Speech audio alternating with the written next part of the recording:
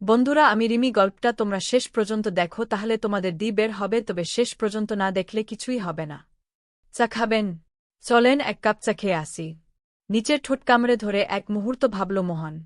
তারপর ঘোষণা দেওয়ার মতো করে বলল, না। চা খাওয়ার প্রস্তাব দেওয়ার পর থেকেই হয়েছিল সায়ং। না জানি কি মনে করে বসে মোহন। এক শব্দের উত্তরটা বেশি রু হয়ে গেছে কিনা তাই ভেবে কৈফিয়তের সুরে যোগ করল মোহনা, আসলে একটু পরেই আমার ওয়ার্ডের নার্সরা চা বানিয়ে খাবে, তো ওদের সাথে খাই তো আমি। এক রাতে এত চা খেয়ে অ্যাসিডিটি হবে শেষ। মাথা নাড়ল সায়ং। বুঝতে পারছে সে। আমি যাই তাহলে। মাথা নাড়ল মোহনাও। যান।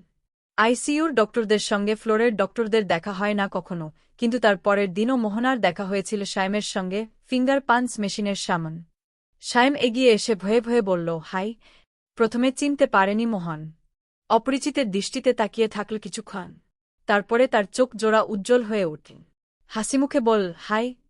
ভালো আছেন? আছি তো। আসছেন না যাচ্ছেন? যাচ্ছি। কেমন গেল ডিউটি? আইসিইউতে যেমন যায়। একেবারে কিছু না বললে কেমন অভবেতা হয়ে যায়, তাই ভদ্রতা দেখাতেই বলল, আপনি কি আসছেন না যাচ্ছেন? আসছি। ও আচ্ছা, যান তবে। বাইরে চলে যাওয়ার জন্য পা বাড়িয়েছিল মোহনা, পেছন থেকে মরিয়া হয়ে ডাকল সায়েম, মোহনা। ফিরে তাকাল মোহনা। জি। বলছিলাম যে আমার ডিউটি শুরু হতে আরও আধা ঘন্টা সময় বাকি আছে। আজকে কি আমার সঙ্গে চা খেতে পারবেন? কিছুটা অবাক হয়েই বলল মোহনা, কিন্তু আমার তো এখন আমার বাসায় ফিরে যেতে হবে। আপনি বা আমাকে চা খাওয়ানোর জন্য এমন অস্থির হয়ে গেলেন কেন? আমি কি চা পাও না আপনার কাছে? হ্যাঁ, তাও বলা যায় এক হিসাবে। সেদিন আমার পেশেন্টের জন্য আপনি আইসিইউ থেকে বের হয়ে আমার ফ্লোরে চলে আসলেন না। মোহনা হাত নেড়েমাছি তাড়াবার মতো করে বলল, ওটা কোনো ব্যাপার না। আইসিইউ ডক্টরদের ওটা তো ডিউটি। রাতে ওয়ার্ডে কোনো পেশেন্ট খারাপ হয়ে গেলে তো আইসিইউ ডক্টরকেই ইমার্জেন্সি কল করার কাজ। আমি আমার দায়িত্ব পালন করেছি শুধু। হতাশ দেখাল সায়েমকে। সেদিন রাতে আসলে পেশেন্ট যে খুব একটা বেশি খারাপ হয়ে গিয়েছিল এমনও নাই। শুধু মোহনার দেখা পাওয়ার জন্য, তার সাথে কথা বলার একটা ছুতোর জন্যই কল করেছিল আইসিইউ ডক্টর মোহনাকে। তাহলে চা খাবেন না? নিচের ঠোঁট কামড়ে ধরল মোহন। সেই দিকে মুগ্ধ দৃষ্টিতে তাকিয়ে রইল সায়ং। মোহনা জানে না এই ভঙ্গিতে তাকে কি অপূর্ব সুন্দর দেখায়। কি ভেবে সিদ্ধান্ত নিয়ে ফেলল মোহনা, চলেন এক কাপ চাই তো। সত্যি যাবেন? হতাশ হয়ে তাকাল মোহন। আচ্ছা, আপনার সমস্যা কি? কোনো সমস্যা নেই আমার, চলেন। ক্যান্টিনে বসে কেবলি চায়ের অর্ডার দিয়েছে ওরা, এমন সময় হন্তদন্ত হয়ে ওদের টেবিলের দিকে এগিয়ে এলো আরেকজন। এপ্রনের ওপর নেম প্লেট দেখা যাচ্ছে ডক্টর রাকিব। আরে সায়ং, তুই আজকে? আমার ডিউটি না আজক। তাহলে কি আমার রোস্টার দেখতে ভুল হয়েছে? সায়েম প্রাণপণে হাত নেড়ে ইশারা করে থামাতে চেষ্টা করেও ব্যর্থ হল। কি কথা বলিস না কেন? আমার ডিউটি না আজকে। তুই আমার সঙ্গে এক্সচেঞ্জ করেছিলি। আমি ভুলে গিয়েছি।